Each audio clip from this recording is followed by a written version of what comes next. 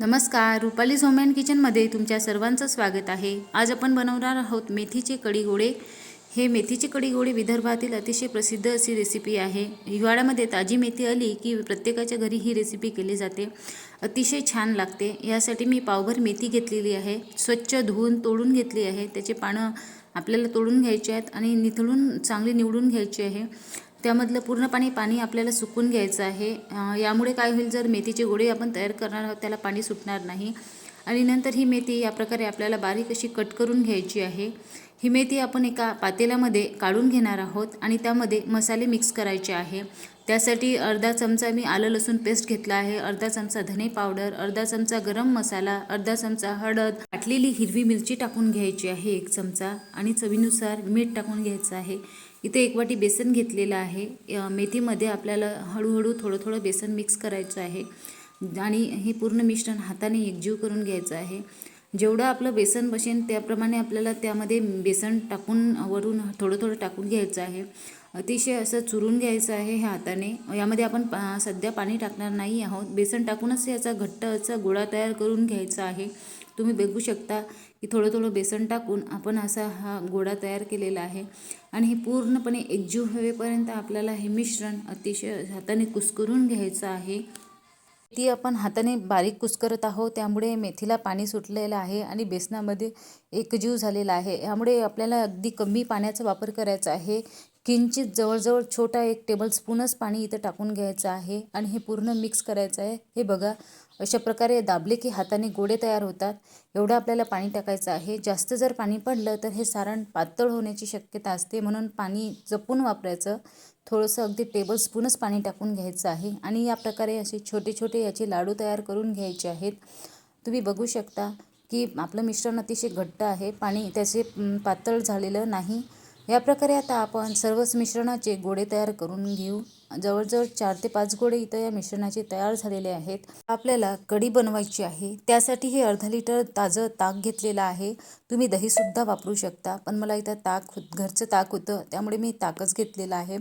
यामध्ये गरम पाणी टाकून घेतलेलं आहे। तुम्हाला ताक घट्ट असल्याने मी इथे पाणी ॲड केलेलं आहे। तुम्हाला जेवढं पातळ करायचं आहे तेवढं तुम्ही इथे गरम पाणी ॲड करू शकता। नंतर 2 चमचे बेसन घेतलेलं आहे।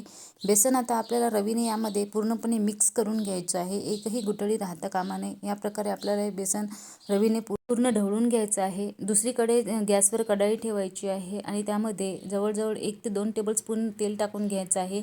तेल चांगले तापल्यानंतर आपल्याला अर्धा चमचा मोहरी इथे ॲड करायची आहे। मोहरी चांगली तळतळू द्यायची।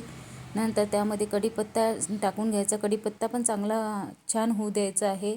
अर्धा चमचा हिंग टाकून घेणार आहोत। हिंगामुळे कढीला अतिशय छान वास आणि चव येणार आहे।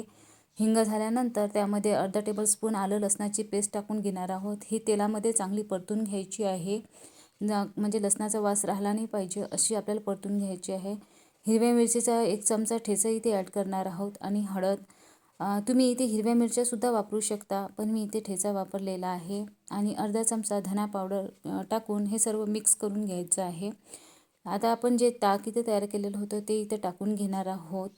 तुम्ही बघू शकता हे ताक आपलं एवढं पातळ आहे, तर त्यामध्ये थोडंसं पाणी टाकून घेऊया, म्हणजे कढी आपली जास्त घट्ट पण होणार नाही आणि पातळ पण होणार नाही। कारण जशी कढी उकळायला लागते तसं कढीचा घट्टपणा वाढत जातो, म्हणून इथेच आपल्याला थोडंसं पाणी मिक्स करून कढी पातळच करून घ्यायची आहे।